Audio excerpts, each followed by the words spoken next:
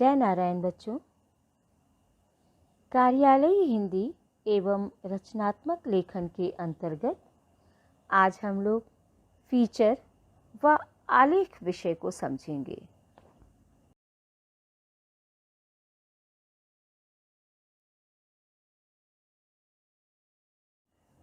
बच्चों, सबसे पहले जानते हैं फीचर लेखन क्या होता है। फीचर एक सुव्यवस्थित, सृजनात्मक और आत्मनिष्ठ लेखन है जिसका उद्देश्य पाठकों को सूचना देने, शिक्षित करने के साथ मुख्य रूप से उसका मनोरंजन करना होता है।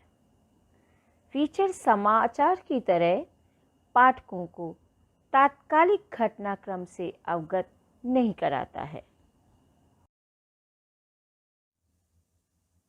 फीचर लेखन में लेखक के पास अपनी राय या दृष्टिकोण और भावनाएं जाहिर करने का अवसर होता है।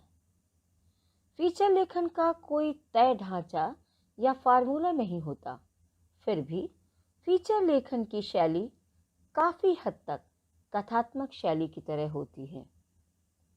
फीचर लेखन की भाषा सरल, आकर्षक और मन को छूने वाली होती है। फीचर की भाषा में समाचारों की तरह सपाट बयानी नहीं चलती, लेकिन इसका अर्थ ये भी नहीं है कि उसे अलंकारिक और दुरूह बना दिया जाए। बच्चों, अब जानते हैं फीचर लिखते समय हमें किन किन बातों का ध्यान रखना चाहिए। तो शुरू करते हैं।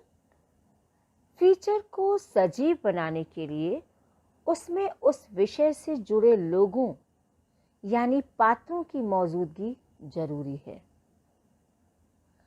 पात्रों के माध्यम से इस विषय के विभिन्न पहलुओं को सामने लाना चाहिए। फीचर का अंदाज ऐसा हो कि पाठक महसूस करे कि वह खुद देख और सुन रहे हैं। फीचर को मनोरंजक होने के साथ साथ सृजनात्मक भी होना चाहिए। दिए गए विषय के इर्द गिर्द सभी प्रासंगिक सूचनाएं, तथ्य और विचार गुथे होने चाहिए। प्रत्येक फीचर का एक प्रारंभ, मध्य और अंत होता है। प्रारंभ आकर्षक और उत्सुकता पैदा करने वाला होना चाहिए। अगर फीचर का प्रारंभ आकर्षक, रोचक और प्रभावी हो तो बाकी पूरा फीचर पठनीय और रोचक बन जाता है। फीचर में लिखा गया प्रत्येक पैराग्राफ अपने पहले के पैराग्राफ से सही तरीके से जुड़ा हो और शुरू से आखिर तक प्रवाह और गति बनी रहे। यह सुनिश्चित करने के लिए पैराग्राफ छोटे रखें और एक पैराग्राफ में विषय के एक पहलू पर ही फोकस करना चाहिए, अर्थात ध्यान देना चाहिए। फीचर लेखन की संरचना।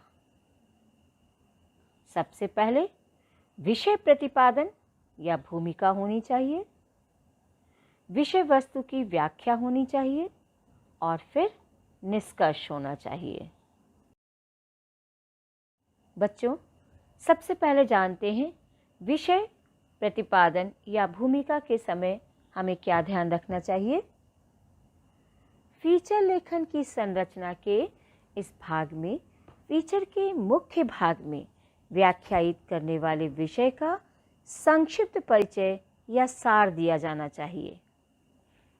किसी प्रसिद्ध कहावत या उक्ति के साथ विषय के केंद्रीय पहलू का चित्रात्मक वर्णन करके, घटना की नाटकीय प्रस्तुति करके विषय से संबंधित कुछ रोचक सवाल पूछकर अपनी बात कहनी चाहिए। भूमिका का आरंभ किसी भी प्रकार से किया जाए, इसकी शैली रोचक होनी चाहिए। मुख्य विषय का परिचय इस तरह से देना चाहिए कि वह पूर्ण भी लगे, लेकिन उसमें ऐसा कुछ छूट जाए जिसे जानने के लिए पाठक पूरा फीचर पढ़ने को बाध्य हो जाए। विषय वस्तु की व्याख्या।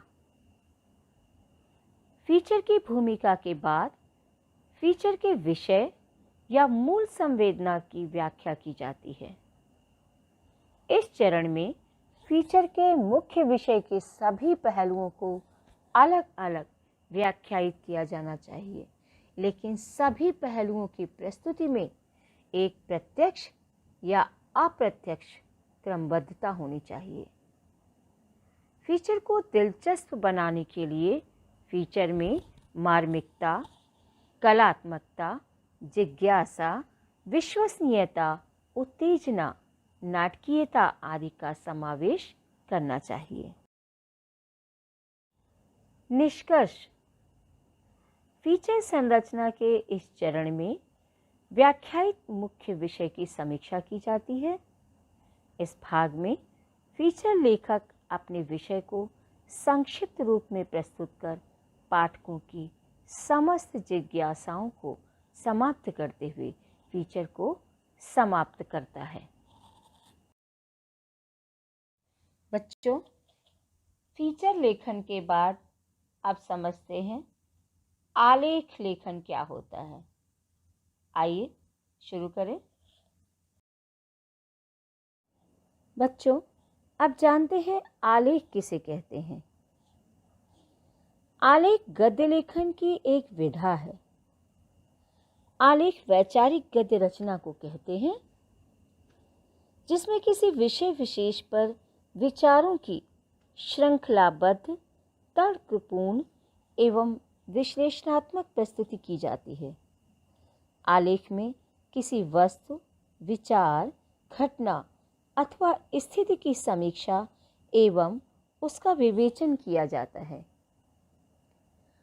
आलेख वास्तव में लेख का ही प्रतिरूप होता है। यह आकार में लेख से बड़ा होता है। कई लोग इसे निबंध का रूप भी मानते हैं, जो कि उचित भी है। लेख में सामान्यतः किसी एक विषय से संबंधित विचार होते हैं। आलेख में आ उपसर्ग लगता है, जो कि यह प्रकट करता है कि आलेख सम्यक और संपूर्ण होना चाहिए। आलेख गद्य की वह विधा है जो किसी एक विषय पर सर्वांगपूर्ण और सम्यक विचार प्रस्तुत करती है। बच्चों, आप जानते हैं कि सार्थक आलेख में क्या होना चाहिए। सबसे पहले इसमें नवीनता एवं ताजगी होनी चाहिए। इसे जिज्ञासाशील होना चाहिए, यानी जो पाठक है उसकी इसमें जिज्ञासा बनी रहे। विचार स्पष्ट और बेबाकीपूर्ण होनी चाहिए। भाषा सहज, सरल और प्रभावशाली होनी चाहिए। एक ही बात पुनः ना लिखी जाए। विश्लेषण शैली का प्रयोग होना चाहिए।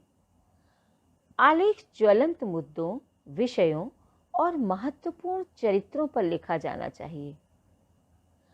आलेख का आकार विस्तारपूर्ण नहीं होना चाहिए। संबंधित बातों का पूरी तरीके से उल्लेख होना चाहिए।